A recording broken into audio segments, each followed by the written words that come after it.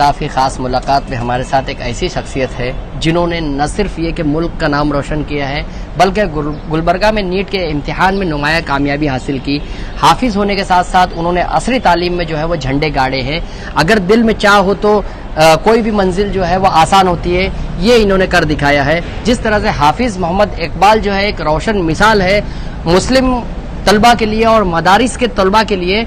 तो किस तरह से आपने हाफिज साहब, किस तरह से आपने पूरे मामले को जो है किया और क्या दुश्वारियां आई तालीम में, और आपने जो है नीट का इम्तिहान दिया, अब डॉक्टर आप बनने जा रहे हैं, तो क्या पूरा मामला रहा बताइए।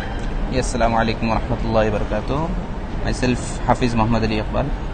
मैंने प्राइमरी की तालीम Bangalore school wisdom international school से 5th तक हासिल की। उसके बाद मैंने डिसकंटिन्यू कर दिया था हिफ्ज़ करने के लिए स्टडीज़।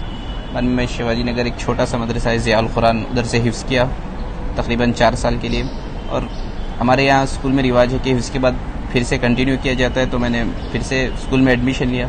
अगर बीच में गैप होने की वजह से, बेसिक्स वगैरह छूटने की वजह से कॉन्सेप्ट्स वगैरह समझ में आने में दिक्कत होती थी, कितना भी मेहनत कर लो, मैंने फिर एवरेज 68% से देखा जा रहा है पूरे दुनिया में ये कहा जा रहा है कि मुसलमानों के साथ तासुब बढ़ता जाता है और मुसलमानों को आगे बढ़ने नहीं दिया जाता है और मेरिट में जो है उनको आने में काफ़ी परेशानी होती है। तो आपने नीट का इम्तिहान जो है कामयाब किया है, पास हुए हैं उसमें अच्छे नंबरात से, तो क्या आपको ऐसा तासुब कहीं नजर आया? नहीं, मुझे नहीं लगता कि जो नेशनल लेवल के कॉम्पिटिटिव एग्जाम रहते हैं उसमें कुछ तासुब वगैरह रहता है। सिर्फ नीट के एग्ज़ाम में इतना रहता है कि बच्चे की मेहनत रहती है, बाकी उसमें कुछ देखा नहीं जाता। आप जितनी अच्छी मेहनत करेंगे उतनी अच्छी मार्क्स आप ला पाएंगे, उतने अच्छे रैंक ला पाएंगे। ये वगैरह एग्जाम्स में बता सकते। जिस तरह से मदारिस को बदनाम करने की कोशिश की जाती है, कहा जाता है कि मदरसा जो है वो दहशतगर्दी का अड्डा है, तो आपने ये साबित कर दिया कि जो है मदारिस जो है वो न सिर्फ ये कि दीनी तालीम अदा करते हैं बल्कि दुनियावी तालीम में भी मदारिस के बच्चा हिस्सा लेते हैं और आगे बढ़ते हैं। तो क्या इस बारे में आप कहना चाहोगे? मैं यही कहना चाहूँ कि ये थोड़े से लोग रहते हैं जो अपने पॉलिटिकल फ़ायदे के लिए, गेन के लिए ये सब बातें करते हैं। वो कभी मदरसे में 1 या 2 दिन जाके उधर का माहौल देखे नहीं रहते या जो पढ़ा रहे। मेरे भी बहुत सारे नॉन मुस्लिम फ्रेंड्स हैं, मैंने भी स्कूलिंग अराउंड 8-9 ईयर किया है उनके साथ, तो मुझे नहीं लगता कि उनके अंदर ये रहता है। वो अपने पॉलिटिकल फ़ायदे के लिए बताते हैं। मैं उनके लिए यही कहना चाहता हूँ कि आप मदरसे में जाइए, उधर 1-2 हफ्ते रहिए, मतलब जो पढ़ाते हैं देखिए, उधर के बच्चों की इंटरेक्शन कीजिए, उसके बाद आपको पता चलेगा कि कैसा माहौल है किधर है। क्योंकि मैं भी एक मदरसे से पढ़ा हुआ हूँ, तो मैं अच्छा जानता हूँ कि उधर क्या क्या सिखाया जाता है। ये थे हाफिज इकबाल जो बता रहे थे कि मदारिस के तलबा भी आगे बढ़ सकते हैं, बशर्त ये है कि उनमें जज्बा, वो जुनून होना चाहिए और कुछ हासिल करने का जज्बा जो है उन्हें कामयाबी की तरफ ला सकता है। अब जो है हाफिज इकबाल डॉक्टर हाफिज इकबाल कहलाए जा सकते हैं क्योंकि उनका एडमिशन जो है मुफ्त में MBBS में हो चुका है। नीट के इम्तिहान उन्होंने क्वालिफाई कर लिए हैं और ऐसे में कई अहम मिसाल जो है हाफिज ने दी। जिस तरह से आज मुल्क का माहौल है, ये कहा जाता है कि मदारिस के बच्चे जो है वो असरी तालीम से दूर है, लेकिन मदरसे से तालीम हासिल करने वाले मोहम्मद अबू सुफियान हाफिज़ है जो उन्होंने मदरसे से तालीम हासिल करके डॉक्टर बन चुके हैं, अब MD बनने के लिए तैयार है। तो अबू सुफियान जी बताएं कि क्या पूरा सफ़र रहा आपका, क्या नशीब फराज आए?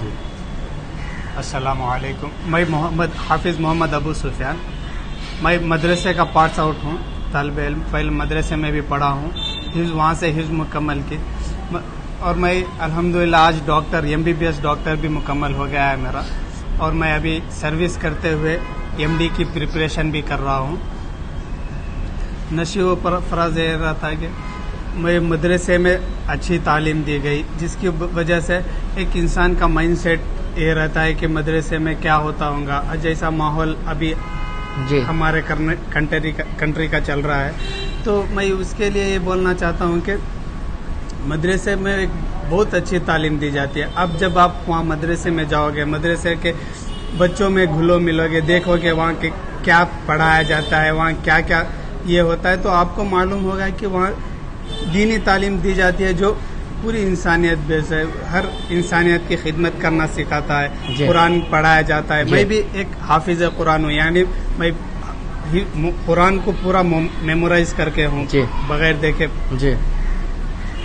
तो और उसके बाद मैंने 10th भी दिया कर्नाटका बोर्ड से और मेरा 10th का रिजल्ट आया 87% जी।